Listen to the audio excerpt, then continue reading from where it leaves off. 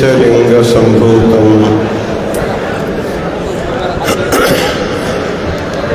ವಿಶ್ವವಿದ್ಯಾವಿಬೋಧಕಂ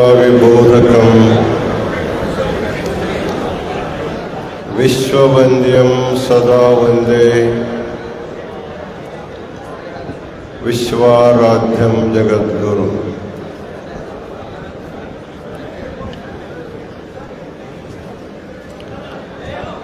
ಕರ್ನಾಟಕದ ಸುಪ್ರಸಿದ್ಧವಾಗಿರುವ ದಾವಣಗೆರೆ ಮಹಾನಗರದಲ್ಲಿ ಅಭೂತಪೂರ್ವವಾಗಿ ನಡೆದಿರುವ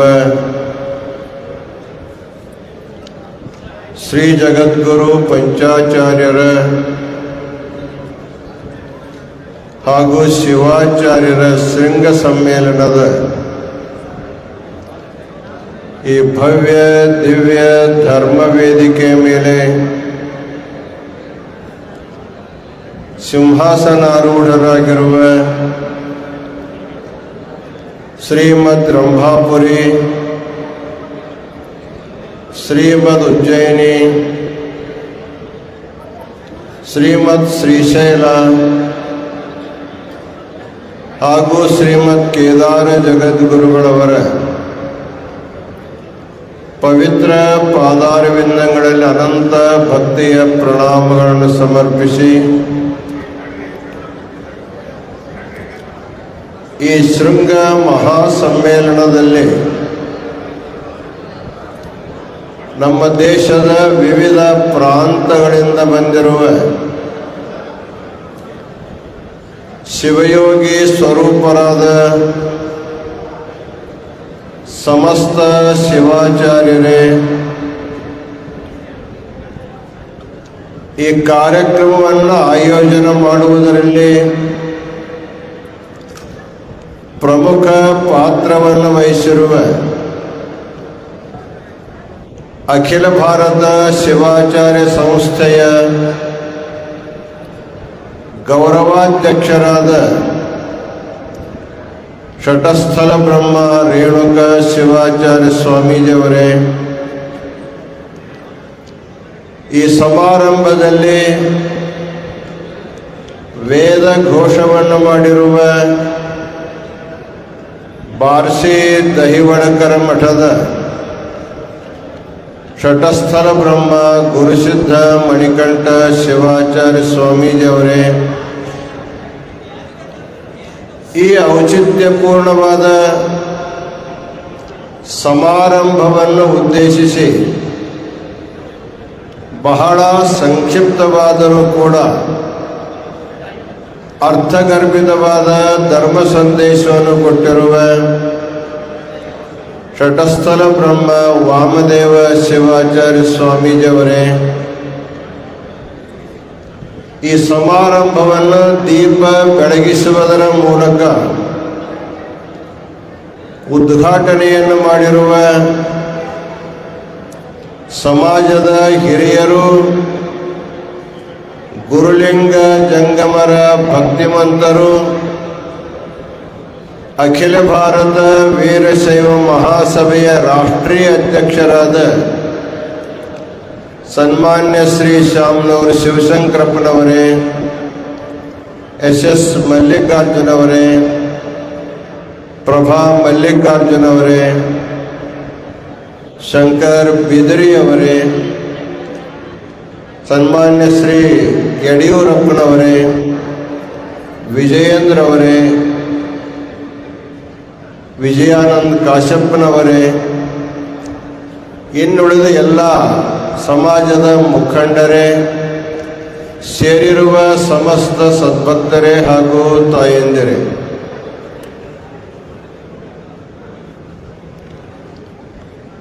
ಈ ಸಮಾರಂಭವನ್ನು ನೋಡಿದರೆ ಬಹುತೇಕ ಏನೇನು ಮಾತನಾಡಬಾರದು, ಬಹಳ ಖುಷಿ ಪಡುವಂಥ ಸಮಾರಂಭ ಇದು. ಮಾತನ್ನ ಮೌನವಾಗಿಸುವಂಥ ಸಮಾರಂಭ ಇದು. ಈ ಸಮಾರಂಭದ ಹಿಂದೆ ಸದ್ಭಕ್ತ ಶಿರೋಮಣಿಗಳಾದ ಡಾಕ್ಟರ್ ಶಾಮನೂರು ಶಿವಶಂಕರಪ್ಪನವರ ಸತ್ಯ ಸಂಕಲ್ಪ, ಆ ಸಂಕಲ್ಪವನ್ನು ಸಾರ್ಥಕಗೊಳಿಸುವುದಕ್ಕಾಗಿ ಶ್ರೀಮದ್ ರಂಭಾಪುರಿ ಹಾಗೂ ಉಜ್ಜಯಿನಿ ಜಗದ್ಗುರುವರ ನಿರಂತರ ಪ್ರಯತ್ನ ಹಾಗೂ ಪರಿಶ್ರಮ, ವಿಶೇಷವಾಗಿ ಕೇದಾರ ಜಗದ್ಗುರುವರ ಔದಾರ್ಯದಿಂದ ಈ ಕಾರ್ಯಕ್ರಮ ಬಹಳ ಸುಂದರವಾಗಿ ನೆರವೇರುವಂಥದ್ದಾಗಿದೆ. ಕೇದಾರ ಜಗದ್ಗುರುವರು ತಮ್ಮ ಮಂಗಲಮಯ ಆಶೀರ್ವಚನದೊಳಗೆ ಬಹಳಷ್ಟು ಸುಂದರವಾದ ಮಾತನ್ನು ಹೇಳಿದ್ದಾರೆ. ನಮ್ಮ ಪೀಠ ಮಠಗಳಿಗಿಂತಲೂ ನಮಗೆ ಭಕ್ತರು ಸಮಾಜ ಬಹಳ ಮುಖ್ಯ ಅನ್ನುವಂಥ ದೃಷ್ಟಿಯಿಂದ ಈ ಸಮಾರಂಭದಲ್ಲಿ ದಯಮಾಡಿಸಿ ಆಶೀರ್ವಚನವನ್ನು, ಎಲ್ಲರಿಗೂ ಮಂಗಲ ಆಶೀರ್ವಚನವನ್ನು ದಯಪಾಲಿಸಿದ್ದಾರೆ. ಜೊತೆಗೆ ನಾಂದೇಡ್ ನಗರದಲ್ಲಿ ನಡೆಯುವಂತಹ ತಮ್ಮ ಭವ್ಯ ಸಮಾರಂಭಕ್ಕೂ ಕೂಡ ಎಲ್ಲ ಶಿವಾಚಾರ್ಯರಿಗೆ, ಮಂತ್ರಿಗಳಿಗೆ, ಎಲ್ಲರಿಗೆ ಆಮಂತ್ರಣವನ್ನು ಕೊಟ್ಟಿದ್ದಾರೆ. ಬಹುತೇಕ ಇನ್ನೂ ಪೀಠಕ್ಕೆ ಆಮಂತ್ರಣ ಕೊಡೋದು ಬಾಕಿ ಇದ್ದಂಗೆ ಕಾಣಿಸ್ತದೆ, ನಮಗೆ ಅನಿಸ್ತಾ ಇದೆ. ಅಂತೂ ಅವರ ಕಾರ್ಯಕ್ರಮ ಕೂಡ ನಾವೆಲ್ಲ ಸೇರಿ ಸರ್ವಾಂಗ ಸುಂದರವಾಗಿ ಮಾಡೋಣ ಅನ್ನುವಂಥ ಸಂಕಲ್ಪವನ್ನು ಕೂಡ ನಾವೆಲ್ಲ ಮಾಡೋಣ. ಈ ಸಂದರ್ಭದಲ್ಲಿ ಭಾರತ ದೇಶ ಇದು ಧರ್ಮ ಪ್ರಧಾನವಾಗಿರುವಂಥ ದೇಶ. ಇದು ಇಲ್ಲಿ ಒಂದಲ್ಲ ಎರಡಲ್ಲ ಅನೇಕ ಧರ್ಮಗಳು ಈ ದೇಶದಲ್ಲಿ ಇದ್ದಾವೆ. ಪರಂತು ಎಲ್ಲ ಧರ್ಮಕ್ಕಿಂತ ವಿಶಿಷ್ಟವಾಗಿರುವಂಥ, ವಿಲಕ್ಷಣವಾಗಿರುವಂಥ ಧರ್ಮ ಅದು ಸನಾತನ ವೀರಶೈವ ಲಿಂಗಾಯತ ಧರ್ಮ. ಇದು ಇದರ ವೈಶಿಷ್ಟ್ಯತೆ ಏನು ಅಂತ ಕೇಳಿದರೆ, ಜಗದ್ಗುರು ಪಂಚಾಚಾರ್ಯರನ್ನು ಈ ಭೂಲೋಕಕ್ಕೆ ಧರ್ಮ ಸಂಸ್ಥಾಪನೆ ಮಾಡುವುದಕ್ಕಾಗಿ ಪರಮಾತ್ಮ ಪಂಚಾಚಾರ್ಯರನ್ನ ಕಳಿಸುವಾಗ ಒಂದು ಮಾತನ್ನು ಹೇಳ್ತಾರೆ. ಸ್ಥಾಪಯಿಷ್ಯತ ಭೂಲೋಕೆ ಸರ್ವೇಷಾಂ ಹಿತಕಾರಕಂ. ನೀವು ಭೂಲೋಕದೊಳಗೆ ಒಂದು ಧರ್ಮವನ್ನು ಸ್ಥಾಪನೆ ಮಾಡಬೇಕು. ಅದು ಎಂಥ ಧರ್ಮ ಅಂದ್ರೆ ಸರ್ವೇಷಾಂ ಹಿತಕಾರಕಂ, ಸಮಸ್ತ ಮನುಕುಲದ ಹಿತವನ್ನು ಬಯಸುವಂಥ ಧರ್ಮವನ್ನು ಸ್ಥಾಪನೆ ಮಾಡಬೇಕನ್ನುವಂಥ ಶಿವನ ಆದೇಶದ ಮೇರೆಗೆ ಜಗದ್ಗುರು ಪಂಚಾಚಾರ್ಯರು ಭೂಲೋಕದಲ್ಲಿ ಅವತಾರವನ್ನು ತಾಳಿ ಈ ಧರ್ಮವನ್ನು ಪ್ರತಿಷ್ಠಾಪನೆಯನ್ನು ಮಾಡಿದ್ದಾರೆ. ಈ ಧರ್ಮದ ಪ್ರಚಾರ ಪ್ರಸಾರಕ್ಕಾಗಿ ಅವರು ಸ್ಥಾಪಿರುವಂಥ ಪಂಚಪೀಠಗಳು ಇವು ರಾಷ್ಟ್ರೀಯ ಪೀಠಗಳು ಅಂತ ಕರೆಸಿಕೊಳ್ತವೆ. ಅತ್ಯಂತ ಉನ್ನತವಾಗಿರ್ತಕ್ಕಂಥ ಉತ್ತರಾಂಚಲದೊಳಗೆ ಹಿಮಾಲಯದಲ್ಲಿರ್ತಕ್ಕಂಥದ್ದು ವೈರಾಗ್ಯ ಸಿಂಹಾಸನ ಪೀಠ. ಸ್ವಲ್ಪ ನಾವು ಕೆಳಗೆ ಬಂದರೆ ಉತ್ತರ ಪ್ರದೇಶದ ಗಂಗಾ ನದಿಯ ದಂಡಿರತಕ್ಕಂಥ ಕಾಶಿ ಕ್ಷೇತ್ರದಲ್ಲಿ ಜ್ಞಾನ ಸಿಂಹಾಸನ ಮಹಾಪೀಠ. ಆಮೇಲೆ ಇನ್ನೂ ನಾವು ಕೆಳಗೆ ಬಂದಾಗ ಮಧ್ಯಪ್ರದೇಶದ ಅವಂತಿಕಾ ಉಜ್ಜಯಿನಿಯಲ್ಲಿ ಸದ್ಧರ್ಮ ಸಿಂಹಾಸನ ಪೀಠದು ಕಾಲಾಂತರದಲ್ಲಿ ಕರ್ನಾಟಕದಲ್ಲಿ ಬಂದಂಥದ್ದು. ಆಮೇಲೆ ನಾವು ತೆಲಂಗಾಣ ಆಂಧ್ರ ಪ್ರದೇಶಕ್ಕೆ ಬಂದಾಗ ಶ್ರೀಶೈಲ ಸೂರ್ಯ ಸಿಂಹಾಸನ ಪೀಠ, ಕರ್ನಾಟಕದ ಬಾಳೆಹಳ್ಳಿ ರಂಭಾಪುರಿಗೆ ಬಂದಾಗ ವೀರ ಸಿಂಹಾಸನ ಪೀಠ. ಹೀಗೆ ವೀರ ಸಿಂಹಾಸನ, ಸದ್ಧರ್ಮ ಸಿಂಹಾಸನ, ವೈರಾಗ್ಯ ಸಿಂಹಾಸನ, ಸೂರ್ಯ ಸಿಂಹಾಸನ ಮತ್ತು ಜ್ಞಾನ ಸಿಂಹಾಸನ ಅಂತಕ್ಕಂಥ ಪಂಚಪೀಠಗಳು ಒಂದು ಪ್ರದೇಶಕ್ಕೆ, ಒಂದು ಭಾಗಕ್ಕೆ ಸೀಮಿತವಾಗಿರದೆ ಸಂಪೂರ್ಣವಾಗಿರ್ತಕ್ಕಂಥ ಅಖಂಡ ಭಾರತವನ್ನು ಪ್ರತಿನಿಧಿಸುವಂಥ ಪಂಚಪೀಠಗಳು.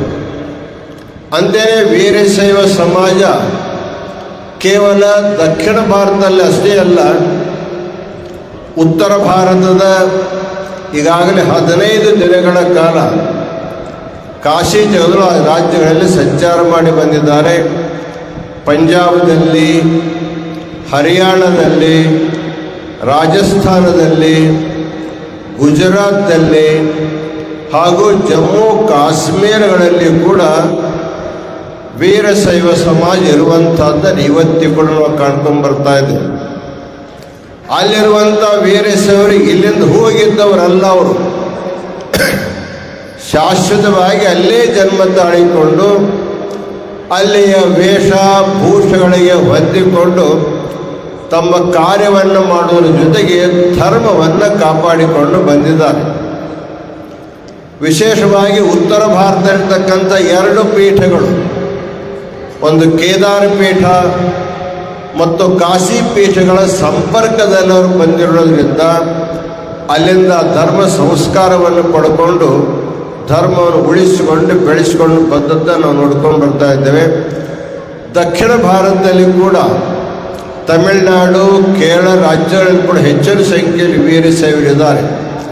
ಅದಕ್ಕೆ ವೀರಶೈವರನ್ನು ವೇಷ ಭಾಷೆಗಳಿಂದ ಗುರುತಿಸಲಾಗೋದಲ್ಲ, ಅವರು ಮಾಡ್ತಕ್ಕಂಥ ಆಚಾರ ವಿಚಾರಗಳಿಂದ ವೀರಶೈವರನ್ನು ಗುರುತಿಸಬೇಕು.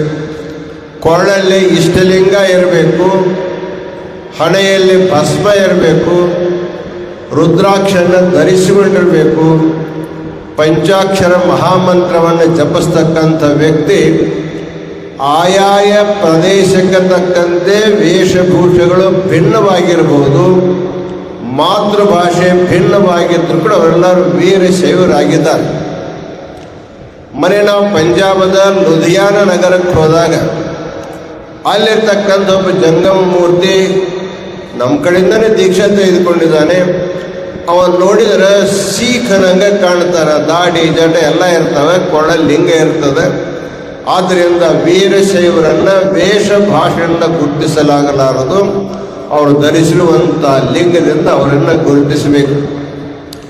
ಹೀಗೆ ವೀರಶೈವ ಲಿಂಗಾಯತ ಧರ್ಮ ಅನ್ನುವಂಥದ್ದು ಕೇವಲ ಕೆಲವು ಪ್ರದೇಶಕ್ಕೆ ಸೀಮಿತವಾಗಿಲ್ಲ, ಅದು ಇಡೀ ಭಾರತವನ್ನು ವ್ಯಾಪಿಸುವುದರ ಜೊತೆಗೆ ವಿಶ್ವದ ಅನೇಕ ರಾಷ್ಟ್ರಗಳಲ್ಲಿ ಕೂಡ ಈ ಧರ್ಮದ ಅನುಯಾಯಿ ಇರುವುದನ್ನು ನಾವು ನೋಡ್ಕೊಂಡು ಬರ್ತಾ ಇದ್ದೇವೆ.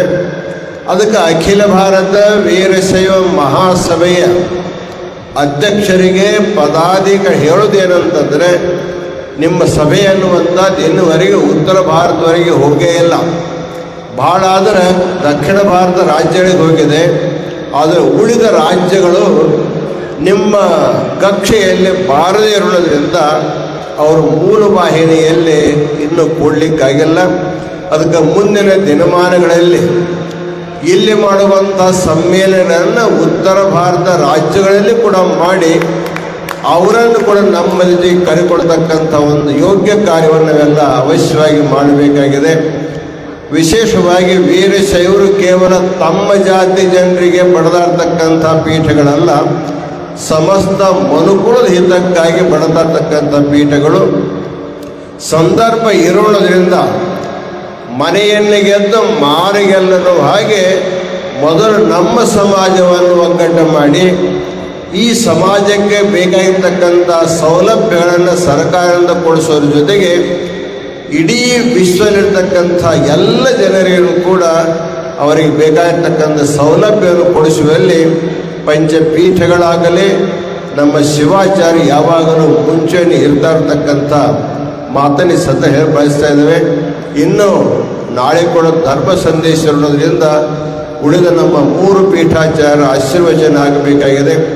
ವಿಶೇಷವಾಗಿ ಈ ಸಮ್ಮೇಳನವನ್ನು ಬಹಳ ಸಾರ್ಥಕಗೊಳಿಸಲಿಕ್ಕೆ ರಂಭಾಪುರಿ ಪೀಠದ ಜಗದ್ಗುರು ಡಾಕ್ಟರ್ ವೀರ ಸೋಮೇಶ್ವರ ಶಿವಾಚಾರ್ಯ ಮಹಾಸ್ವಾಮಿಗಳವರ ಪರಿಶ್ರಮ ಮತ್ತು ಪ್ರಯತ್ನ ಅತ್ಯಂತ ಸ್ತುತ್ಯ ಅನ್ನುವಂಥ ಮಾತನ್ನು ತಿಳಿಸ್ತಾ ಇದರ ಸಫಲತೆಗೆ ಅವರಿಗೆ ಅನಂತ ನಮಸ್ಕಾರಗಳನ್ನು ಮಾಡ್ತಾ ಇದ್ದೇವೆ. ಜೊತೆಗೆ ಕೇದಾರ ಜಗದ್ಗುರುವರನ್ನು ಭಾರತ ಜಗದ್ಗುರುವರನ್ನು ಬರುವಂತೆ ಮಾಡಿಕೊಂಡು ಬಂದಂಥವ್ರು ನಮ್ಮ ಉಜ್ಜಯಿನಿ ಜಗದ್ಗುರುವರು. ಬಹುತೇಕ ಅವರು ಬಾರದೇ ಹೋಗಿದ್ರೆ ಈ ಸಮ್ಮೇಳನ ಸಫಲ ಆಗ್ತಾ ಇದ್ದಲ್ಲ. ಅದಕ್ಕೆ ಯಾರಿಗೂ ಹೇಳಲಾರದೆ ಕೆಲವೇ ಜನರು ಶಿವಾಚಾರ್ಯ ಸಹಕಾರ ಪಡ್ಕೊಂಡು ಜಗದ್ಗುರುವಲ್ಲಿ ಹೋಗಿ ವಿನಂತಿ ಮಾಡಿಕೊಂಡು ಅವರ ಮನಸ್ಸು ಒಲಿಸಿ ಅವರನ್ನು ಕರ್ಕೊಂಬಂದಿದ್ದಾರೆ. ಹೀಗೆ ಕೇದಾರ ಜಗದ್ಗುರುವರು ಇಲ್ಲಿ ಬರಲಿಕ್ಕೆ ಉಜ್ಜಯಿನಿ ಜಗದ್ಗುರುವರ ಪ್ರಯತ್ನ ಬಹಳ ಶ್ರೇಷ್ಠ ಪ್ರಯತ್ನ. ಅದಕ್ಕೆ ಅವರ ಪಾದಕ್ಕೂ ಕೂಡ ಅನಂತ ನಮಸ್ಕಾರ ಮಾಡ್ತಾ ಇದ್ದೇವೆ. ಮುಂದಿನ ದಿನಮಾನಗಳಲ್ಲಿ ನಾವೆಲ್ಲ ಪೀಠಗಳು ಸೇರಿಕೊಂಡು ಭಕ್ತರು ಎಲ್ಲೆಲ್ಲಿ ಕರೀತಾರ. ಈಗಾಗಲೇ ಕಾಶ್ಯಪ್ರವರು ಕೂಡಲ ಸಂಗಮಕ್ಕೆ ಆಮಂತ್ರಣ ಕೊಟ್ಟಿದ್ದಾರೆ. ಇನ್ನೂ ಬಹಳ ಜನ ಲಿಸ್ಟ್ ಇಟ್ಕೊಂಡು ಕುಂತಾರೆ. ಪರಂತು ಎಲ್ಲರಿಗೂ ಕೊಡಕ್ಕೆ ಹೋಗ್ತು ಅಂದ್ರೆ ಬಹುತೇಕ 360 ದಿವಸ ಅದರಲ್ಲಿ ಹೋಗ್ತಾವೆ ಅನ್ನುವಷ್ಟು ಈ 16 ವರ್ಷದಿಂದ ಜನ ಕಾಯ್ತಾ ಇದ್ದಾರೆ. ಪಂಚಪೀಠಗಳ ಮೇಲಿರ್ತಕ್ಕಂಥ ಭಕ್ತಿಯನ್ನು ನೋಡಿ ಪಂಚಾಚಾರ್ಯ ಪೂರ ಮನಸ್ಸು ಕರಿ ನಿಮಗೆಲ್ಲ ಆಶೀರ್ವಾದವನ್ನು ಮಾಡಿರ್ತಕ್ಕಂಥ ಮಾತನ್ನು ಹೇಳಿ